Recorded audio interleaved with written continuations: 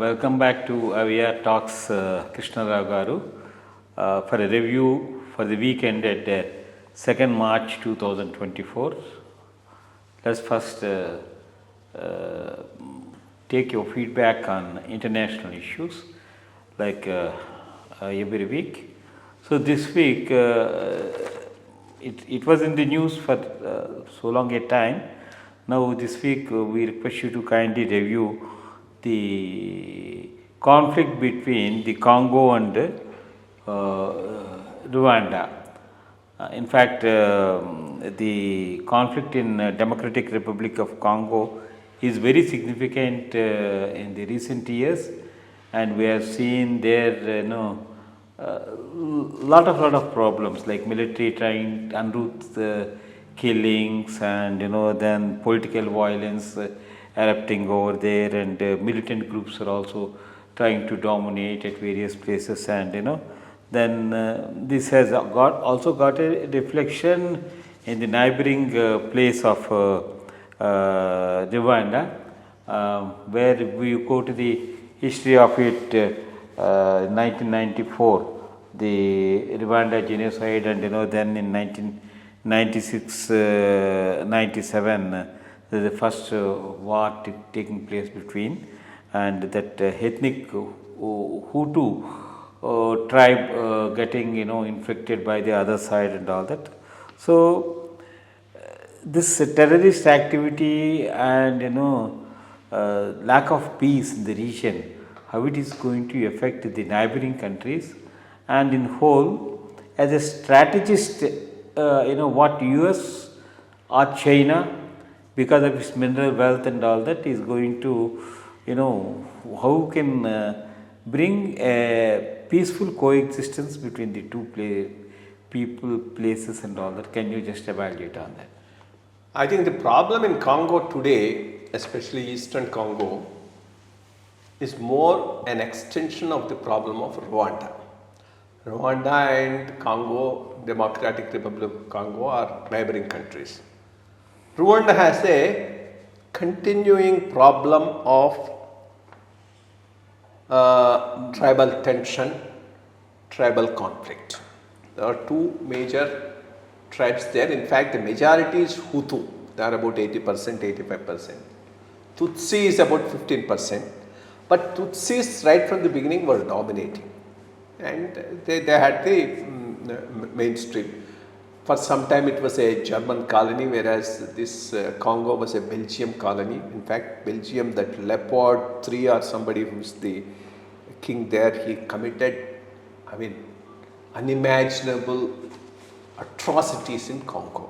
In fact, that's another world genocide that happened in Congo.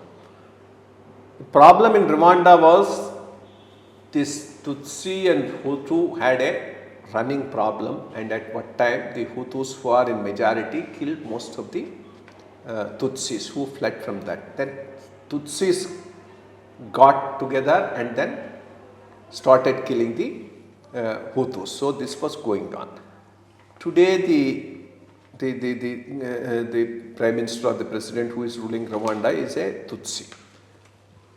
Those Hutus who were targeted by these Tutsis came over to the Eastern Congo, because Eastern Congo is adjoining to Rwanda, and settled there.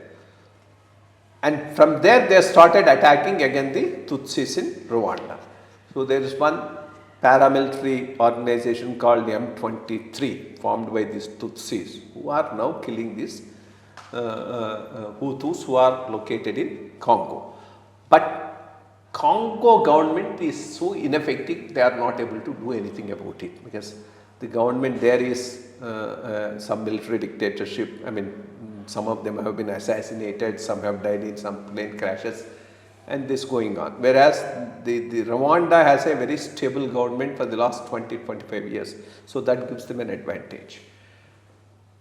And one way big powers, rest of the world is not bothered, because there is no strategic importance for this area. Only one thing now is Congo has a lot of mineral wealth, and because of the mineral wealth, especially China has got into Congo and taken possession of most of that mineral wealth, China is also interested.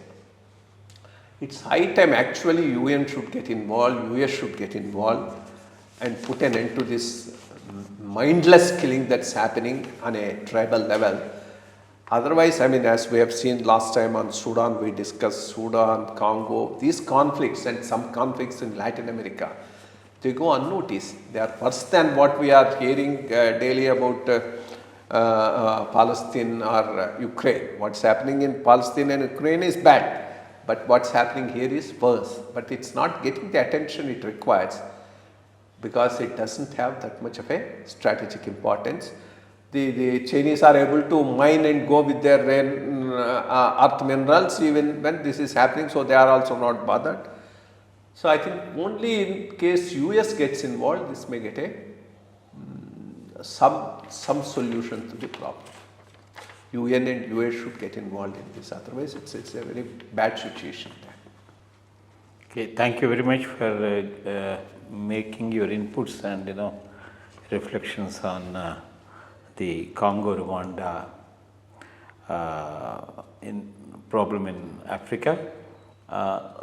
Now coming to the national issues for the weekend 2nd March 2024, we will basically concentrate on two issues.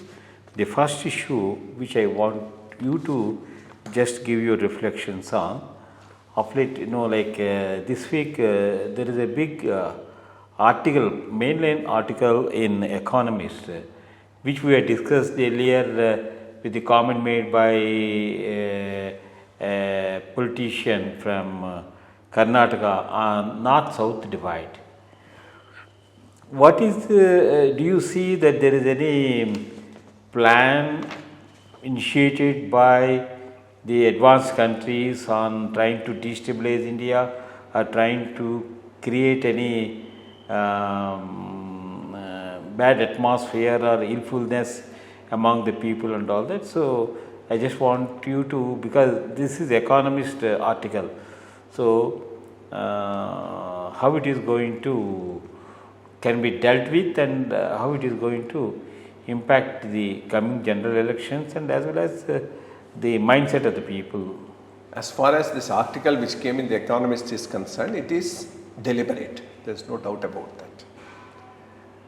These foreign magazines and newspapers, either it is New York Times, Washington DC or Economist, Time magazine, they run with an agenda. Their agenda is the supremacy of the West, the Europe, Western Europe and America should be maintained. They all know there are two countries which can give a strong competition for this. That's China and India. They have tried their level best to malign China this way, that way, everywhere, but failed. But in India, they see an opportunity because there are fault lines, certain fault lines which they can exploit. One such fault line is this north-south divide, and they are now playing it up because they know India is emerging as an important economy, country with a lot of heft, which will play an important role in the world affairs. So let's destabilize India, and there's no doubt about that. There is a big think tank working on this. CCLA is definitely should be also be involved in this, because whenever there was a strong leader in India, CCLA was active against him or her. Jawaharlal Nehru, he never bowed to the West. He maintained an independent stance. So they never liked it. And that's the time when they say it's rumored the Dravidian movement has the blessings of CCLA in those days. Then Mrs. Gandhi, she was another very strong leader, and she aligned herself with Russia, not with America. And those were the days when people like Allende and others were just bumped off by CCLA, and I believe Fidel Castro or somebody seems to have warned Mrs. Gandhi, you are next on the list. It didn't happen, that's a different thing. In those days as students, when Mrs. Gandhi used to say CCLA is behind this, CCLA is, we used to laugh. But in retrospect, knowing the way CCLA was playing its dirty work all across the world, I am not surprised CCLA had a role and might have contemplated doing something for her as well. So that is the agenda that they have. But setting aside the agenda that they carry, this is a real issue which needs to be addressed. This is not something. It has two issues. One is economic, two political. Political in the sense, I am not talking of the parties. Parties are irrelevant. The issue is more representation. South has adopted family planning much faster and much before North even started thinking of it. That's why the southern population rates have come down drastically. That's why at one stage Government of India thought 1971 census should be made the basis for delimitation of the constituencies. Now it is up for a review.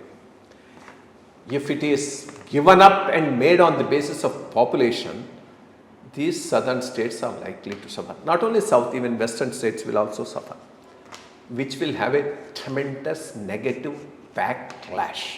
This is something that Government of India should keep in mind. Because, I mean, after all, we are a federation. We are a federation with lot of identities coming together. Each identity is a strong identity. So, there cannot be a bulldozing of oneness in India. Whatever oneness in India is a oneness built on its diversity. So, this is something that the Government of India should keep in mind and work on that, and it would be unwise to change this proportion now. In fact, what they should do is keep it like that. Start working on greater development in the north and the east, so that development takes place and at the same time population also gets controlled. It has to be done two ways. One, birth control. Second, illegal immigration.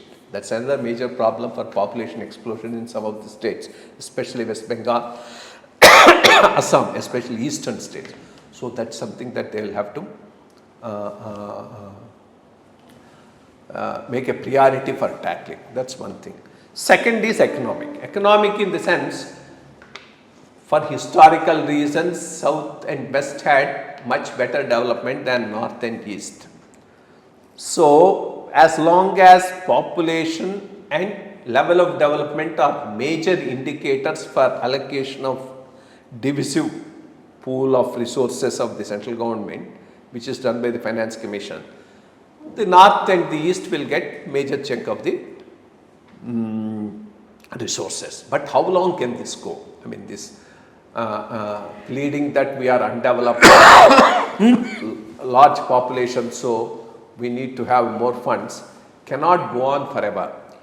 So at some stage, at least the 16th Finance Commission can start with it.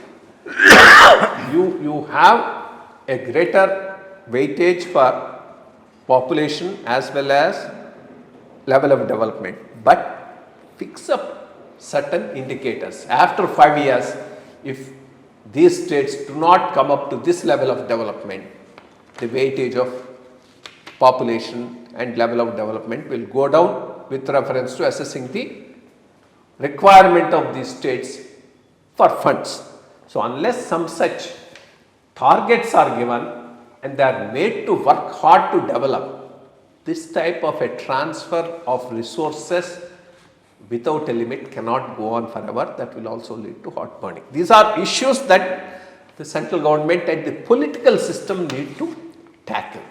This is an internal problem of the country and it needs to be addressed. But when fellows like economists or New York Times highlight that, they highlight it not from a point of a genuine concern, but as a fault line which they are trying to exploit. Thank you very much for your input. Second point on the national issue for this weekend is 2nd March 2024.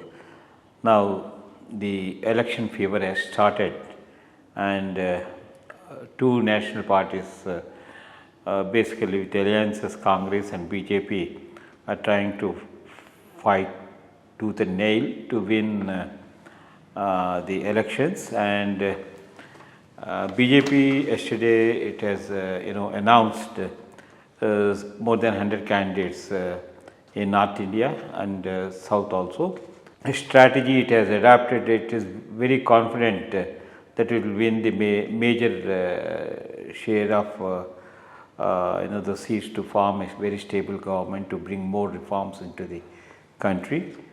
So, the criteria for selecting the candidates, how the BJP has evolved as per you thinking is concerned of the candidates so far selected and how this is going to pave way for the next subsequent lists and all that before finally the election dates are announced and all that. Yeah. BJP is in a strong position, there is no doubt about that. Even the opposition is acknowledging it. The India alliance is in disarray and nobody is coming together. And even the second round of this yatra of Rahul Gandhi is also not picking up. Out of the 100 that they have published, some who were making very rabid remarks, inflammatory remarks, they have been dropped. That's a good thing, which also shows BJP as a party is now in a reconciliation mode, which is very, very required. I mean, you can build up a constituency based on an extreme position, but once you come to power, you have to take a balanced view. I think they are moving towards that, which is good for the country, which is good for governance, which is good for all the people. So, this one good sign that you can find in the BJP list. Second, of course, any list will have to accommodate winning candidates, whichever is the party. There is no, I mean, if you say, I will only go by the principle of integrity, good, this, and select people, and they may not win. I mean, what's the point in selecting people who cannot win? You need to keep a balance, but keep promoting better people. That's one thing that all, I mean, if it's a good party, that should be the broader approach with which it will have to move forward. There is a general feel-good factor, there is no doubt about that. Recently also the quarter ending, the economy grew by about 8%, which is a good plus point. That's why even the manifesto doesn't talk of too many of freebies or any such thing. It talks of welfare and development and a fine balancing between the two. I think that's a very good message with which they are going to elections, and I'm sure they will come out successfully. Thank you very much, sir, for the weekend review. Let's meet next week. Thank you.